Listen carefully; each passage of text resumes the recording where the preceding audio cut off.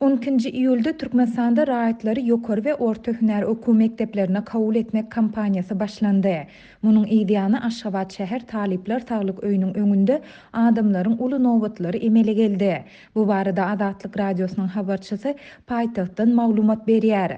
Habarçymyzyň maglumatyna görä, soňky 3 güniň dowamında saglyk öýüniň öňünde nowaty duranlaryň sany her gün tas 300 adama ýetýär.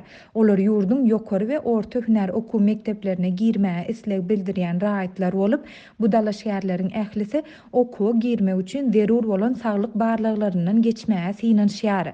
Dalaşýarlardan haýsy ýokary we orta hüner okuw mektebine okuwa girýändigine garamazdan bu mejburi saglyk barlyklaryndan geçmek talap edilýär. Bu yere gelen oglan gyzlaryň sany yüzlerçe, ýöne saglyk işgärleriniň sany ören çäkli. Şol sebäpli raýatlar yssyk howada nowatda bir näçe sagat garaşmaly bolýarlar. Netijede bu ýerde galy goplyk adamlaryň arasynda nägilelik döreýär diýip, ýokary okuw jaýynyň giriş synaglaryna girmek üçin saglyk barlygyndan geçmäge gelen Aşgabatly gyz anonimlik şertinde gurrun berdi. Dalaşýarlaryň ençemesiniň habarçymyza aýtmagyna görä, saglyk öýüniň käbir işgärleri bu galy goplukdan peýdalanyp öz bähwitlerine bir kanun gadanç edýärler. Saglyk işgärleriniň köpüsi dalaşýarlardan hemme zat gowmy diýip soraýar. Olarum gow diýip jogap berýärler. Şondan soň olar saglyk resminamalaryna hemme zat kadaly diýip ýazýarlar. Käbir işgärler bolsa, mysal üçin öýkeniň rentgen barlagy üçin 25 manat soraýarlar.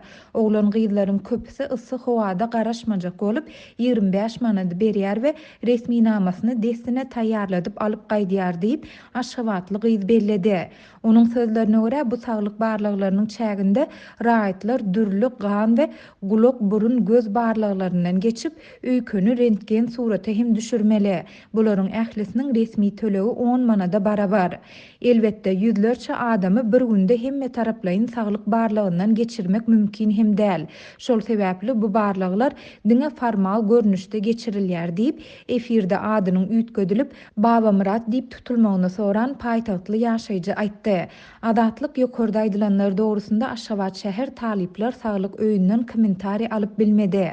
Türkmenistanda ýokary we orta hüner okuw mekteplerine kabul etmek kampaniýasy 12 iýuldan 27 awgustda çenli dowam eder. Bu barada Ministrler Kabinetiniň 9 iýulda geçiren mejlisinde karar kabul edildi.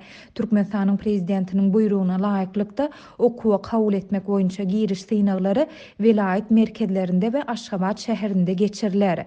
Geçen ýyllardan tapawutlykda bu ýyl näçe adamyň ýokary okuw mektepleriň talipleri boljak aýdyňlaşdyrylmady.